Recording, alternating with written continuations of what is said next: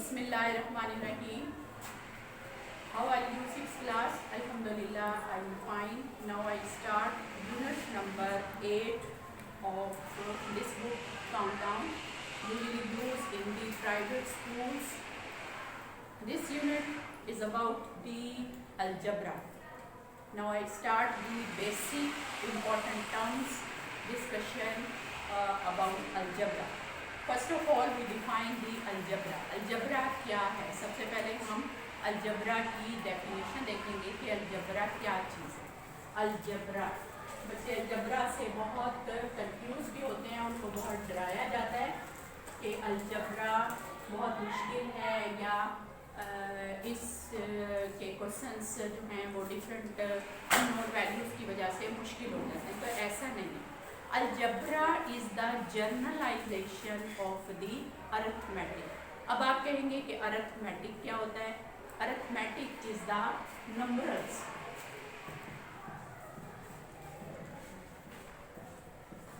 Arithmetic is the numbers. जैसे आप math में नंबर्स देखते हैं 2, 3, 4, 5, 7 और इन नंबर्स की एडिशन, सब्ट्रैक्शन, मल्टीप्लिकेशन और डिवीजन, ये सब चीज़ें आप लोगों ने की हुई हैं. यानी बेसिक जो ऑपरेशन है प्लस माइनस के, मल्टीप्लाई के, डिवाइड के, वो सब के सब आपने नंबर्स पे सीखे हुए हैं. नंबर्स छोटे हों बड़े हों आप उनको ऑपरेट कर सकते हैं. लेकिन इन्हीं नंबर्स को अगर आप जर्नलाइज कर दें यानी आम कर दें सबके लिए, जैसे आप जब नंबर्स को प्लस करते हैं 2 + 3 सबको पता है 5 आएगा, ठीक है ना. लेकिन अगर इसको जर्नल कर दिया जाए, मतलब कह दिया जाए कि x + 3 = 7. अब ये जर्नल हो गया. यहाँ पे x की जगह हमारी मर्जी है कि हम कुछ भी रखें और उसको ऐड का प्रोसेस उसमें कर लें. तो जब ये अल्फ़ाबेटिक्स यूज़ होते हैं in the place of the numerals, तो वो फिर जर्नलाइजेशन हो जाती है. यानी वो हमारी मर्ज़ी पर डिपेंड है कि हम वहाँ पर कुछ भी रखें, उसकी वैल्यू फिर हम रिप्लेस कर सकते हैं अपनी मर्ज़ी के मुताबिक या उनको ऐड किया जा सकता है. मतलब ऐसे भी हो सकता था कि x + y = 7. अब हमें x और y की जगह पे कुछ भी रखने की हमारी मर्ज़ी कि हम कुछ भी रखें, ठीक है ना. तो जहाँ पर इस तरह की अननोन वैल्यूज़ अल्फ़ाबेटिक्स की x, y, z, a, b, c कुछ भी ऐसी यूज़ हो रही है, तो उस तरह की स्टेटमेंट को हम क्या कहते हैं? अलजबरा. अलजब्राइक स्टेटमेंट, अलजब्राइक सेंटेंस या कुछ भी इस तरह की, ठीक है ना. अलजबरा में आपको ये पता होना चाहिए कि अल्फ़ाबेटिक्स यूज़ होते हैं यानी x, y, ठीक है. तो ये तो हो गया अलजबरा के बारे में कि अलजबरा क्या है. फिर से इसकी डेफिनेशन रिपीट कर लें. Algebra is the journalisation of the arithmetic, यानी नंबर्स को जर्नलाइज कर दिया गया. हमारी मर्जी, हम जिसे मर्जी प्लस करें, जिसे मर्जी मल्टीप्लाई करें, उनकी जगह पे हम x, y, z कुछ भी रख सकते हैं, ठीक है. अब यहाँ पर आपके यूनिट में अलजबरा से रिलेटेड बहुत सारी चीज़ें बताई गई हैं. सबसे पहले कि सेंटेंस क्या होता है. Sentence is a set of the words and the symbol which convey a meaning, यानी ऐसी कलेक्शन नंबर्स की, सिंबल्स की या वर्ड्स की कि जिससे बात समझ आए. मतलब मैं कहूँ कि जी 4 + 7 = क्या आएगा? 11. अब ये मैंने एक वर्डिंग बोली है ना, तो यहाँ पे मैं लिख लूँगी 4 + 7, ऐसे वर्ड में भी लिख सकती हूँ 7 = 11. अब ये बात समझ में आ गई कि दोनों को प्लस किया जा रहा है और आंसर 11 आ गया, ठीक है. ये वर्डिंग में भी हो सकता है, सैम्बल्स में भी हो सकता है. इसमें देखो क्या वर्ड है, एक ये 7 का वर्ड है, ये सैम्बल है, ये नंबर है 2. तो ये सारी कलेक्शन हुई ना, collection of the words, symbol and numbers. तो collection of the words, symbol and numbers is called the sentence, जिससे बात क्लियर हो जाए. आपकी बुक पे पेज 119 पर ये देखें बहुत सारे सेंटेंसेस की यहाँ पे एग्जांपल दिया है. जैसे उसने कहा earth move around the sun, it is clear. जमीन जो है सूरज के गिर्द घूमती है। गो ऑन, चले जाओ, जाते रहो। बात समझ आ गई? जाने को कहा है, यू कैन गो। फिर why are you so glad, आप इतना खुश क्यों हैं? किसी ने तो बात पूछी है ना, उसे बात समझ आ गई ना, वो आंसर देगा। तो दिस इज अ सेंटेंस। तो ऐसी कलेक्शन ऑफ दी वर्ड्स या नंबर्स जिससे बात समझ में आ जाए उसे हम कहते हैं सेंटेंस। ठीक है। अब सेंटेंस जो है वो स्टेटमेंट कब बनते हैं? स्टेटमेंट उस वक्त बनते हैं कि जब हमें क्लियर ना हो रही हो बात क्लियर ना हो रही हो, बल्कि हमें उसमें डिसाइड करना है कि वो ट्रू है या फॉल्स है। तो जैसे मतलब ये उसने कहा कि जी बुक इज टू लॉन्ग, किताब जो है वो बहुत लंबी है, बड़ी है, मतलब उसके ज़्यादा पेजेस हैं, पढ़ना वो ज़्यादा टाइम ले रहा है। तो अब ये स्टेटमेंट भी ट्रू भी हो सकती है, फॉल्स भी। भाई कोई ये भी तो कहेगा नहीं जी ज़्यादा बड़ी तो नहीं है, छोटी है, थोड़े से पेज है, ठीक है ना। तो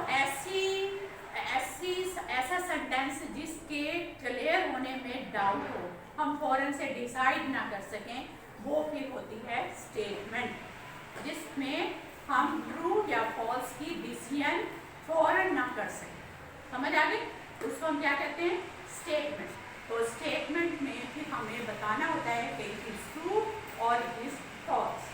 राइट? समझ आ गई? अब है जी नेक्स्ट पेज पे आपके पास ओपन सेंटेंसेस। यानी ओपन सेंटेंसेस क्या होते हैं? ओपन सेंटेंसेस वो होते हैं जिसमें जैसे 3 + x = 5।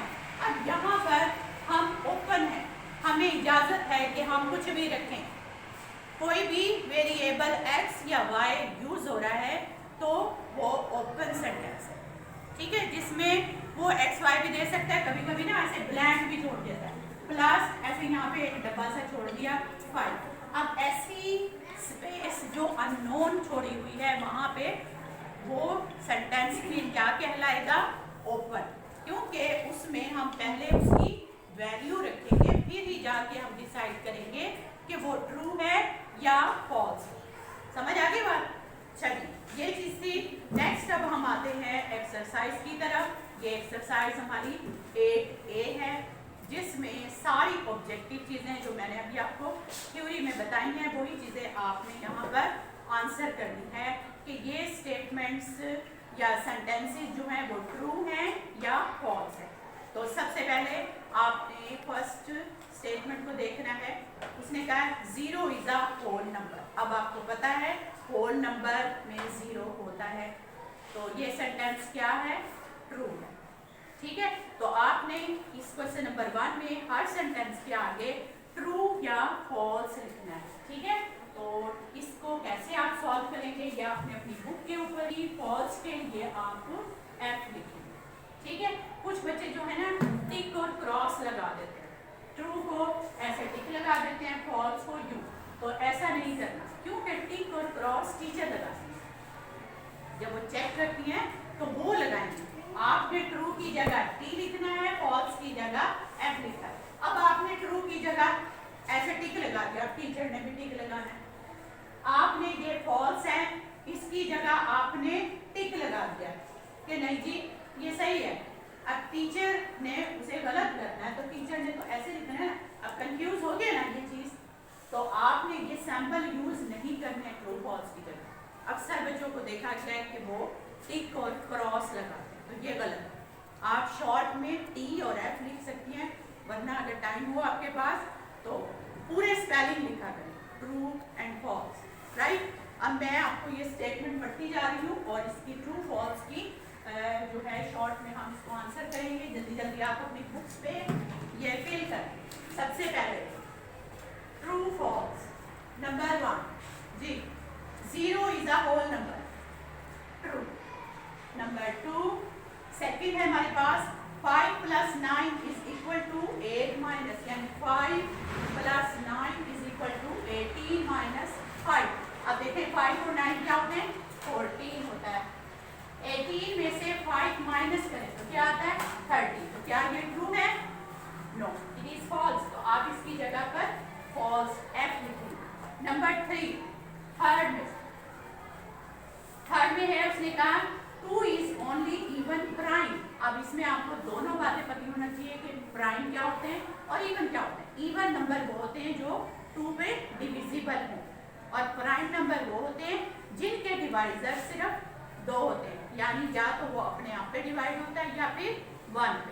तो ये दोनों चीजें इवन और प्राइम, ये दोनों चीजें सिर्फ एक नंबर के अंदर हैं, और वो क्या है 2 इटसेल्फ। 2 प्राइम भी है और इवन भी है, राइट। तो ये क्या है स्टेटमेंट ट्रू। नंबर 4 में देखें 70 इज अ नेचुरल नंबर। तो नेचुरल नंबर आपको पता है 1 से शुरू होते हैं, 1 2 3 4 5 6 चलते जाते हैं। तो 70 भी आता है ना, तो 70 is also a natural number. ये 4 हो गया। नंबर 5 में देखें 7 मल्टीप्लाई ये ट्राइंगल और इक्वल है 21। अब उसने कहा है कि ये ट्रू है जब इस ट्राइंगल की जगह पे क्या है 4। तो हम यहाँ 4 रख के देखते हैं। 7 को 4 से मल्टीप्लाई करें, 7 4 का क्या होता है 28। तो यहाँ तो उसने 21 दिया है, तो ये फिर गलत हुआ। So it is a false statement. Number 6 में उसने कहा है 4 मल्टीप्लाई 5। अब देखिए ये मल्टीप्लाई का साइन नहीं है, लेकिन ये ब्रैकेट है, और ब्रैकेट के बाहर कोई भी नंबर होता है वो अंदर मल्टीप्लाई हो रहा होता है। तो ये उसने कहा है कि जी ये 45 होता है। तो ऐसा तो नहीं है, ठीक है ना। उसने तो इन दोनों नंबर्स को जोड़ के लिख दिया है, मल्टीप्लाई तो नहीं किया। 5 4 जा तो 20 होता है। तो ये भी स्टेटमेंट क्या है, ये भी फॉल्स है। नंबर 7 में उसने कहा है 5x + 5 = 10 when x = 1। अब देखते हैं कि क्या x की जगह पे 1 रखें तब 10 आता है। देखिए ये 5 मल्टीप्लाई 1, x की जगह 1 का है इसने, तो +5 5 1 जा 5 + 5, तो 5 और 5 को ऐड करें क्या आता है 10। तो ये स्टेटमेंट क्या है ट्रू है, ठीक है। नंबर 8 12 + 3 = 3 + 12।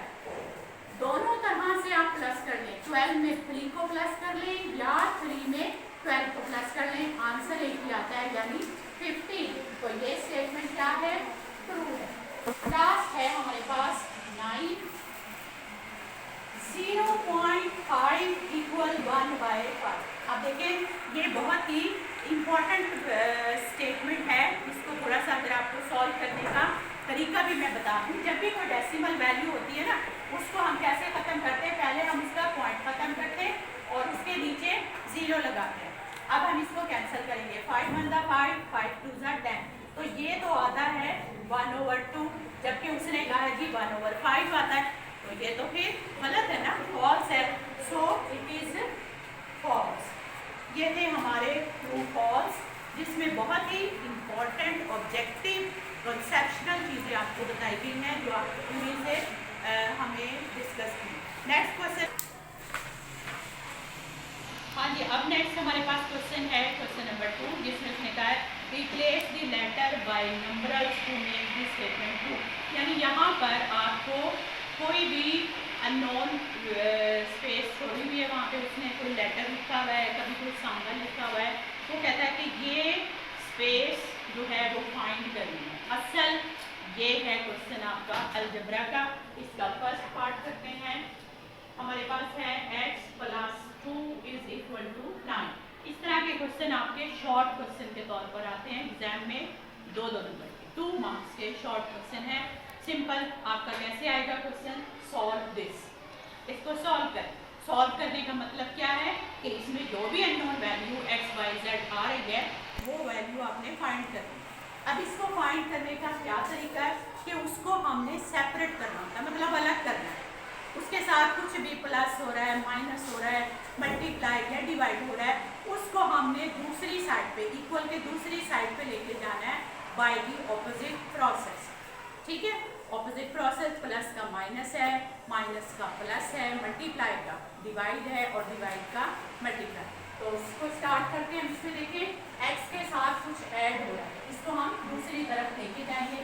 अब जाएंगे, क्या उठा के नंबर को लेके जाते हैं? नहीं, ऐसा नहीं है।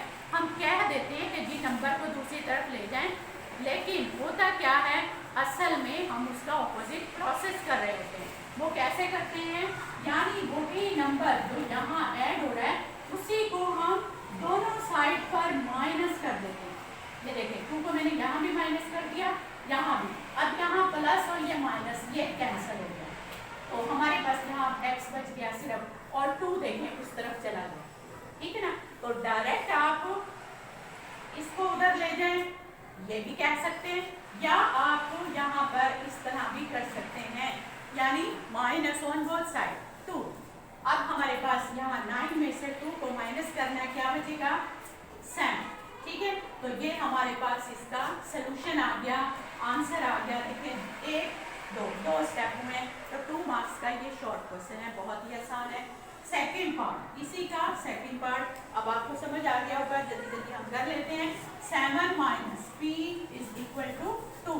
अब यहाँ पर p जो है ना, ये माइनस के साइन है, तो प्लस में होना चाहिए ना, जो वैल्यू हमने फाइंड करनी है वो प्लस में होनी चाहिए। तो हम इसी p को उस तरफ ले जाते हैं, 7 को यही रखें, p को जब इधर लेके जाएंगे तो ये इधर प्लस हो जाएगी, क्योंकि यहाँ माइनस हो रही है, ठीक है। इक्वल टू ये p उधर जाके जो है ना प्लस हो गया, सॉरी प्लस p हो गया। अब ये 2 तो पहले से था, अब 2 को हमने इधर लेकर आना है, तो ये यहाँ पे प्लस हो रहा है, तो यहाँ आके माइनस हो जाएगा ये p। अब 7 में से 2 को माइनस कर दें, क्या बचेगा, 5। तो p की वैल्यू हमारे पास क्या आ गई, 5, राइट। नेक्स्ट थर्ड पार्ट, इसका थर्ड पार्ट, क्वेश्चन नंबर 2 का थर्ड पार्ट है 3y इक्वल 15।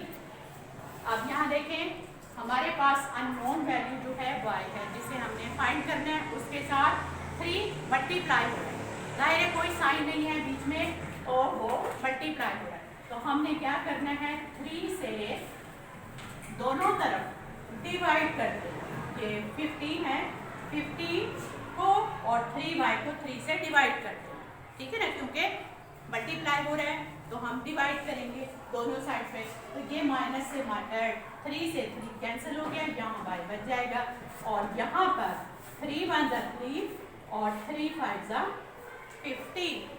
सेम टेबल पर कैंसिलेशन करनी है, तो हमारे पास 5 ऊपर और नीचे 1, जिसको हम सिंपल 5 भी लिख सकते हैं। ये हमारा थर्ड पार्ट। नेक्स्ट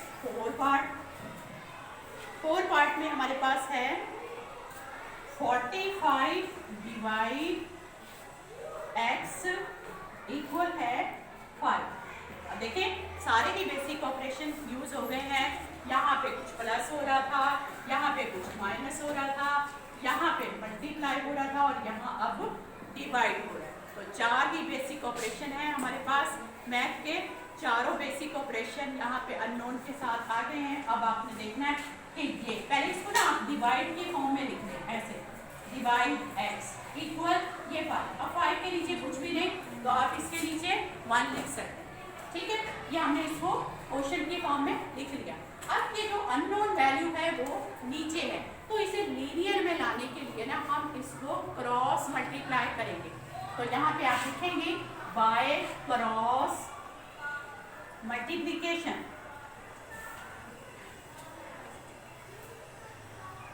ठीक है। अब ये क्रॉस मल्टीप्लिकेशन में हम क्या करेंगे, इसके नीचे जो है वैल्यू इसको इधर मल्टीप्लाई करेंगे, इसके नीचे जो है इसको इधर मल्टीप्लाई करेंगे। तो 1 मल्टीप्लाई 45 इक्वल 5 को x के साथ, यहाँ मल्टीप्लाई का साइन नहीं डालेंगे क्योंकि अलजब्रा में x की और मल्टीप्लाई की सेम शेप होती है, इसलिए हम ऐसा ही लिख देते हैं। तो ये 5x, अब 5 मल्टीप्लाई हो रहा है, तो इसको हम दूसरी तरफ जब लेके जाएंगे तो क्या करेंगे, डिवाइड, ये x। तो 5 × 5, 5 9 45। तो x की वैल्यू हमारे पास आ गई 9, ठीक है।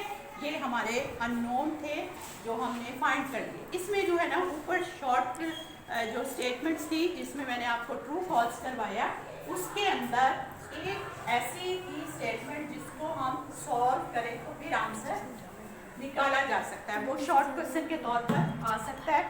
मतलब आपके पास आ जाए कि 7 मल्टीप्लाई ऐसे ट्राइंगल और वो कहें जी बताइए इसकी जगह पर क्या रखें, इसको कैसे सॉल्व करें, find the value of this place. तो इसे हम क्या करेंगे, वही इसे यही रखें, ये 21 है, इसके साथ जो भी मल्टीप्लाई हो रहा है वो इधर आके डिवाइड हो रहा है। ठीक है, तो 7 1 × 7, 7 3 × 21। तो इस ट्राइंगल की जगह पे या इस खाली जगह पे आपकी जो वैल्यू आई है वो क्या है, 3। तो ये इसका आंसर, राइट। ये आज हमने क्वेश्चन 1 और 2 कंप्लीट कर लिया है। इसकी आपने अच्छे से प्रैक्टिस करनी है और इसके कॉन्सेप्ट्स को समझने के लिए इससे पहले जो थ्योरी है आपके पास 2 पेजेस हैं, उनको आपने रीड आउट ज़रूर करना है। उसके अंदर जो ये पेजेस में डेफिनेशन और इम्पोर्टेंट चीज़ें डिस्कस की हुई हैं उनको आपने अच्छे से पढ़ना है, समझना है।